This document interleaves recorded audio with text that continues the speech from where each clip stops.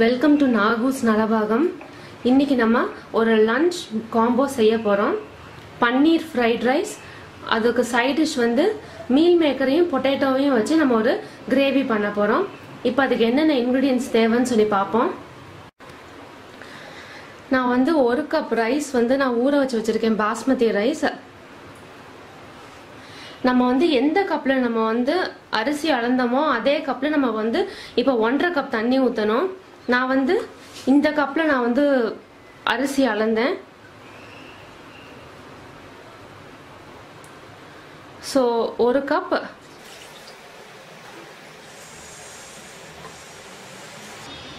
அரை கப்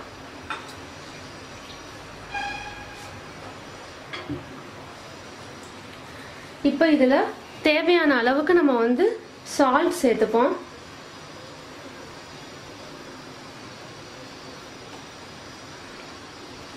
கொஞ்சமா வந்து ஜீரா சேர்த்துக்கிறேன் வாசத்துக்கு.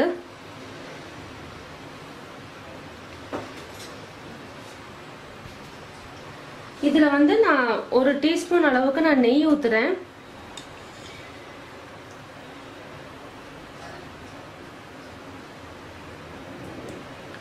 இது நெய் ஊத்தினோம்னா வந்து அரிசி உடையாம இருக்கும். ரெண்டாவது அரிசி ஒன்னோட ஒண்ணு ஒட்டிக்காம இருக்கும். அதனாலதான் நம்ம வந்து நெய் ஊத்துறோம். இதை வந்து குக்கர்ல 1 விசிலுக்கு வைப்போம். நீங்க தண்ணி வந்து 1.5 டம்ளருக்கு மேல நீங்க வந்து ஊத்துனீங்கன்னா உங்களுக்கு வந்து அரிசி ரொம்ப குழஞ்சு போயிடும். நம்மளுக்கு வந்து ஃப்ரைட் ரைஸுக்கு வந்து அரிசி வந்து உதிரி உதிரியா இருக்கணும். அதனால வந்து 1 சவுண்டுக்கு நம்ம அதை வைப்போம். நான் வந்து 1 கப் அரிசிக்கு 1.5 கப் தண்ணி ஊற்றிருக்கேன்.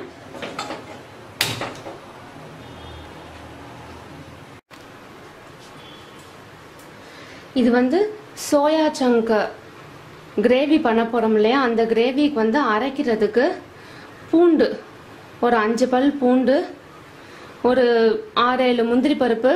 முந்திரி பருப்பு பிடிக்கல, நீங்கள் வந்து டயட்டில் இருக்கீங்கன்னு நினச்சிங்கன்னா இதுக்கு பதிலாக நீங்கள் வந்து பொட்டுக்கடலை சேர்த்துக்கலாம். இஞ்சி கொஞ்சோண்டு, ஒரு பெரிய வெங்காயம், ஒரு பெங்களூர் தக்காளி, இதெல்லாம் நம்ம வந்து வதக்கி அரைக்க போகிறோம். ஒரு உருளைக்கிழங்கு பாயில் பண்ணி வச்சுருக்கேன் உப்பு போட்டு.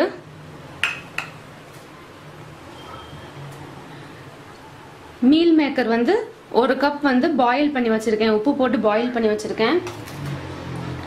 இந்த கிரேவிக்கு 2.5 டீஸ்பூன் சில்லி பவுடர், 1 டீஸ்பூன் மல்லித்தூள், 1/2 டீஸ்பூன் சீரகத்தூள், 1/4 டீஸ்பூன் மஞ்சள் தூள், உப்பு தேவையான அளவுக்கு. இதுக்கு தாளிக்கிறதுக்கு வந்து நம்ம வந்து சீரகம் சேர்ப்போம். பன்னீர் ஃப்ரைட் ரைஸுக்கு பன்னீர் 1 கப் நறுக்கி சின்ன சின்னமாக நறுக்கி வச்சுருக்கேன். Pepper powder 1/2 teaspoon. நம்ம வந்து சில்லி சாஸ்லாம் சேர்க்க போகிறதுனால நான் கொஞ்சமாக தான் பெப்பர் பவுடர் போட்டிருக்கேன். தாளிக்கிறது கொஞ்சமாக சீரகம். இது ஸ்ப்ரிங் ஆனியன் கிரீன். வெஜிடபிள்ஸ் வந்து உங்களுக்கு பிடிச்ச மாதிரி நீங்கள் எடுத்துக்கலாம், நல்லா கலர்ஃபுல்லாக இருந்தால் நல்லாயிருக்கும். சிகப்பு குடமிளகா, பச்சை குடமிளகா, கொஞ்சமாக பூண்டு நறுக்கி வச்சுருக்கேன், முட்டைக்கோஸ் கொஞ்சம், ஸ்ப்ரிங் ஆனியன், கொஞ்சமாக கறி லீவ்ஸ். இது வந்து கொஞ்சமாக பட்டாணி வந்து வேக வச்சு வச்சுருக்கேன். உங்களுக்கு எந்தெந்த வெஜிடபிள்ஸ் பிடிக்கலுமோ நீங்கள் அதை எடுத்துக்கலாம். பூண்டு பிடிக்காதவங்க நீங்கள் இதை ஸ்கிப் பண்ணிடலாம். Soya sauce, red chilli sauce,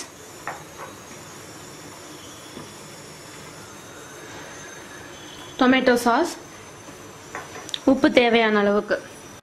நம்மளுக்கு வந்து அரிசி நல்லா வெந்திருக்கு. இங்கே பாருங்கள் உதிரியாக இருக்குது. நம்மளுக்கு இப்படி இருந்தால் தான் ஃப்ரைட் ரைஸுக்கு நல்லாயிருக்கும். இப்போ வந்து நம்ம சூடாக போட்டு நம்ம கிண்ட முடியாது. அதனால வந்து இது ஒரு பிளேட்டில் மாற்றி வச்சு நல்லா ஆற வைப்போம். பன்னீர் ஃப்ரைட் ரைஸுக்கு 1.5 டேபிள் ஸ்பூன் வந்து நெய் சேர்த்துருக்கேன். நெய் பிடிக்காட்டி நீங்கள் ஆயிலும் நீங்கள் சேர்த்துக்கலாம். சூடாகட்டும். கொஞ்சமாக வந்து முந்திரி பருப்பு சேர்த்துக்கிறேன். ஒரு 4-5 முந்திரி பருப்பு, ஒரு 1/2 டீஸ்பூன் சீரகம், கரி லீவ்ஸ் கொஞ்சம். கரி லீவ்ஸ் போட்டதுக்கப்புறம்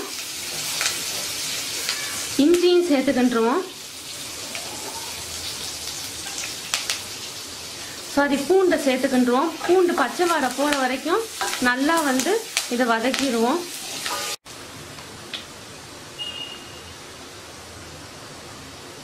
இப்போ பூண்டு பச்சை வாடை போயிடுச்சு. நம்ம வந்து வெங்காயம் கொஞ்சம் வதங்கினதுக்கப்புறம் நம்ம வந்து முட்டைக்கோஸ் சேர்த்துப்போம். பட்டாணி நம்ம இப்பயே போட்டு வதக்கினோம்னா வந்து அது ஒரு மாதிரி சுருங்குனாப்புல போயிடும். அதனால கடைசியாக போட்டுப்போம். முட்டைக்கோஸ், எல்லா வெஜிடபிள்ஸும் கொஞ்சம் நம்மளுக்கு வந்து கடிபட்டா கொஞ்சம் கிரன்ச்சியாக இருந்தால் தான் ஃப்ரைட் ரைஸுக்கு நல்லா இருக்கும். முட்டைக்கோஸ் வதங்கிடுச்சு. இப்போ நம்ம குடமிளகாயை சேர்த்துப்போம்.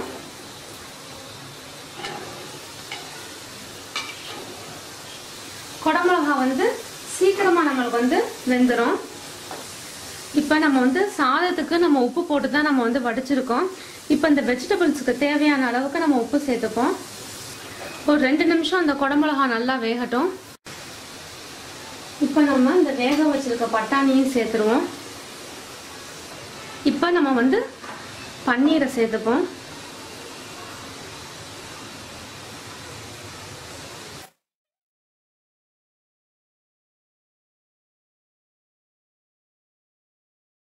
இப்போ நம்ம சாஸ்லாம் சேர்ப்போம். கொஞ்சமாக வந்து சோயா சாஸ், ஒரு அரை டீஸ்பூன் அளவுக்கு சில்லி சாஸ்,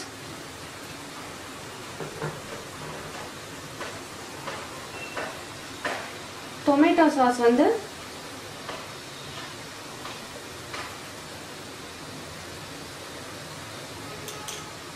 ஒரு 1.5 ஸ்பூன் ஊற்றிருக்கேன். இது வந்து நல்லா அந்த டொமேட்டோ சாஸில் ஊற்றுறதுனால வந்து நம்மளுக்கு நல்ல ஒரு இனிப்பு புளிப்பு சுவை சேர்ந்து இருக்கும். அது ரொம்ப நல்லா இருக்கும். இது ஒரு 2 நிமிஷம் நல்லா குக் பண்ணுவோம்.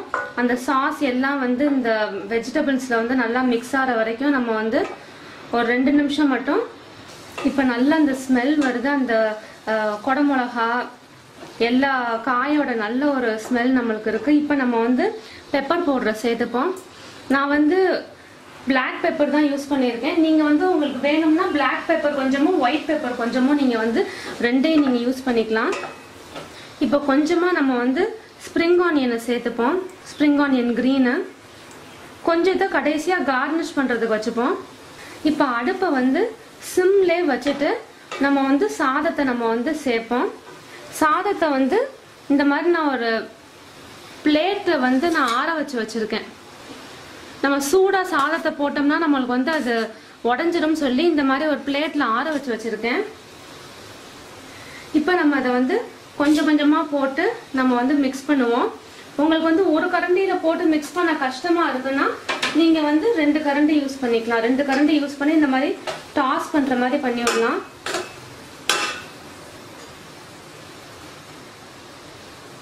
இந்த மாதிரி கொஞ்சம் கொஞ்சமாக நம்ம வந்து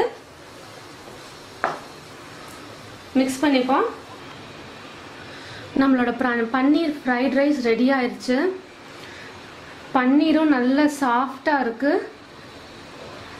நம்ம அந்த குடமிளகா அந்த வெஜிடபிள்ஸ் எல்லாத்தோட ஸ்மெல் ரொம்ப நல்லா இருக்குது. எனக்கு வந்து உரப்பு இது போதுன்றதுனால நான் கொஞ்சமாக பெப்பர் பவுடர் போட்டிருக்கேன்.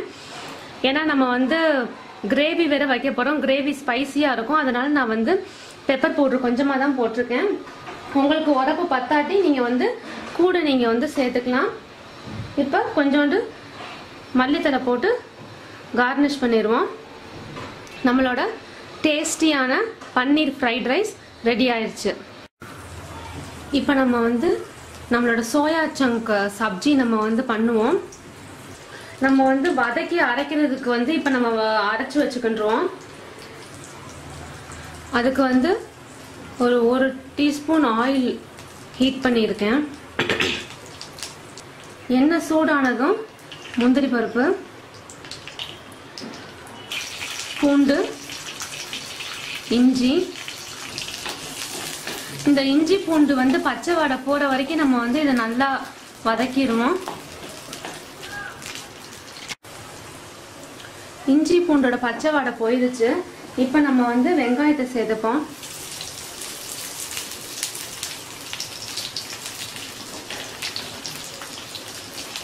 நான் வந்து ஒரு மீடியம் சைஸ் வெங்காயம் எடுத்திருக்கேன். நீங்கள் வந்து உங்கள் வெங்காயம் சைஸை பார்த்து நீங்கள் எடுத்துக்கோங்க. வெங்காயம் நல்லா ப்ரௌன் ஆகிற வரைக்கும் நம்ம அதை வதக்குவோம். வெங்காயம் நல்லா கலர் மாறிடுச்சு. இப்போ நம்ம தக்காளியும் சேர்த்துப்போம்.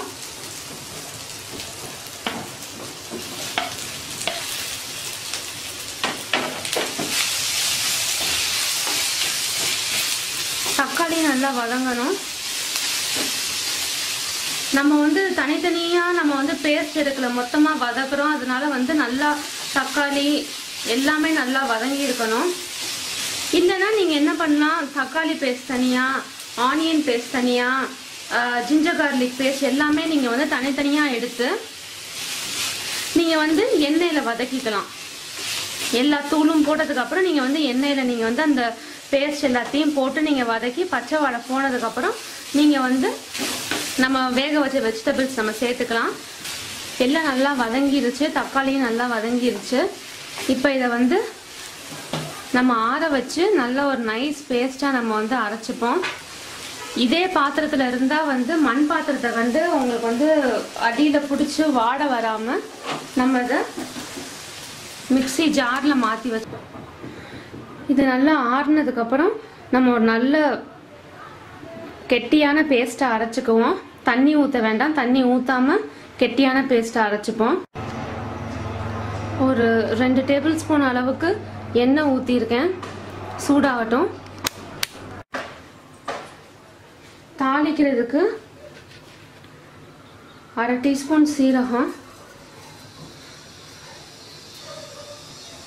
கொஞ்சமாக கறி லீஃப், இப்போ அடுப்பை வந்து நான் சிம்மில் வைக்கிறேன். அடுப்பை சிம்மில் வச்சுட்டு நம்ம வந்து இந்த எல்லா தூளையும் சேர்த்துருவோம். மல்லித்தூள், மிளகாத்தூள், மஞ்சத்தூள், சீரகத்தூள், இது எல்லாமே அப்படியே டார்க் கலர் வந்து வந்துடும் நம்ம எண்ணெயில் வதக்குறப்ப. அதனால தான் நம்ம எண்ணெயில் போட்டு இதை வதக்குறோம். நல்ல டார்க் கலரில் வந்துருச்சு. இந்த எல்லா தூளையும் போடுறப்ப மட்டும் நீங்கள் சிம்மில் வச்சுக்கோங்க, இல்லாட்டி கருகி போயிடும். இப்போ இது நல்லா கலர் மாறிடுச்சு. நம்ம அரைச்ச பேஸ்ட், வெங்காயம், தக்காளி, இஞ்சி, பூண்டு, முந்திரி எல்லாம் போட்டு அரைச்ச பேஸ்ட், நான் அதை தண்ணியே ஊற்றலை. இது நல்லா வதக்குவோம். இது நல்லா அப்படியே கலர் நம்மளுக்கு வந்து இந்த பேஸ்டோட கலர் நம்மளுக்கு மாறி வர்ற வரைக்கும் நம்ம அதை வந்து லோ ஃப்ளேமில் வச்சு நம்ம அதை வந்து நல்லா வதக்குவோம். இப்போ பார்த்தீங்கன்னா நல்லா நம்மளுக்கு வந்து கலர் மாறிடுச்சு, அந்த பேஸ்டோட கலரே மாறிடுச்சு. நான் உங்கள்கிட்ட காமிச்சப்ப ஆரஞ்சில் இருந்தது, இப்போ நல்லா டார்க் கலரில் வந்துருச்சு. இப்போ நம்ம இதுக்கு தேவையானதுன்னா கிரேவிக்கு மட்டும் தேவையான அளவு உப்பு சேர்த்துப்போம். நம்ம வந்து ஏற்கனவே மீல் மேக்கரில் உருளைக்கிழங்குலாம் உப்பு சேர்த்துருக்கோம் வேக வைக்கிறப்ப, அதனால கொஞ்சமாக அந்த கிரேவிக்கு நம்ம சேர்த்துப்போம். நீங்கள் வந்து உப்பு உரப்பு பத்தாட்டி நீங்கள் இப்போ போடக்கூடாது, சாரி உரப்பு பத்தாட்டி நீங்கள் இப்போ போடக்கூடாது. போட்டிங்கன்னா வந்து பச்சை வாடை வரும். நீங்கள் வந்து இந்த பேஸ்ட் ஊற்றுறதுக்கு முன்னாடியே நீங்கள் வந்து உரப்பு போதுமான்னு பார்த்துக்குங்க.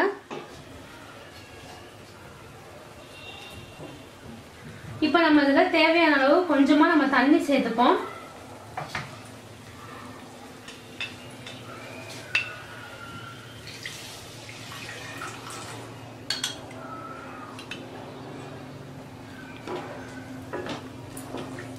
இது வந்து நம்மளுக்கு கிரேவி பதத்தில் வேணும், ஏன்னா நம்மளுக்கு ஃப்ரைட் ரைஸோட சேர்த்து சாப்பிட்றப்ப கிரேவி பதத்துக்கு வேணும்னு சொல்லி நான் வந்து ஒரு 1/2 டம்ளர் நான் தண்ணி ஊற்றிருக்கேன். இது ஒரு கொதி வரட்டும். இப்போ பார்த்தீங்கன்னா நம்ம வந்து ஊற்றின எண்ணெயெல்லாம் ஓரத்தில் வந்து இப்படி பிரிய ஆரம்பிக்குது. உப்பு உரப்பெல்லாம் போதுமான்னு பார்த்துக்கோங்க. இப்போ உங்களுக்கு வந்து உரப்பு பத்தாட்டி நீங்கள் வந்து பெப்பர் பவுடர் நீங்கள் சேர்த்துக்கலாம்.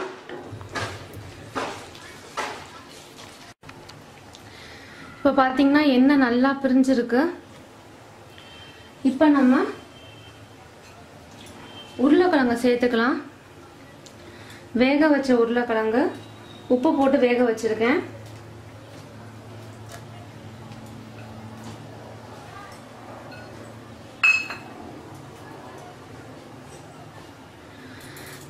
இந்த மீல் மேக்கரை கொஞ்சம் வந்து இப்படி புழிஞ்சு விடுங்க. புழிஞ்சு விட்டிங்கன்னா எக்ஸ்ட்ரா தண்ணி வரும். இப்படி புழிஞ்சு விட்டு மீல் மேக்கரையும் சேர்ப்போம். நம்ம மீல் மேக்கரும் உருளைக்கிழங்கும் போட்டதுக்கப்புறம் ஒரு 5 நிமிஷம் நல்லா கொதிக்கட்டும். அப்படின்னா தான் அந்த மசாலா ஃப்ளேவர்லாம் வந்து காயில் வந்து நல்லா சேரும். நல்லா திக்காக கெட்டியாக இருக்குது. நம்ம வெஜிடபிள்ஸும் நல்லா அதில் சார்ந்துருச்சு. இப்போ கடைசியாக கொஞ்சோண்டு மல்லித்தலை போட்டு கார்னிஷ் பண்ணிடுவோம். பன்னீர் ஃப்ரைட் ரைஸ் ரெடி ஆயிடுச்சு. இது வந்து நம்மளோட சோயா சங்க் பொட்டேட்டோ சப்ஜி. சிம்பிளான ஒரு லஞ்ச் மெனு நம்ம பண்ணியாச்சு. இதை நீங்கள் ட்ரை பண்ணி பார்த்துட்டு உங்கள் கமெண்ட்ஸ் எனக்கு சொல்லுங்கள். தேங்க்யூ.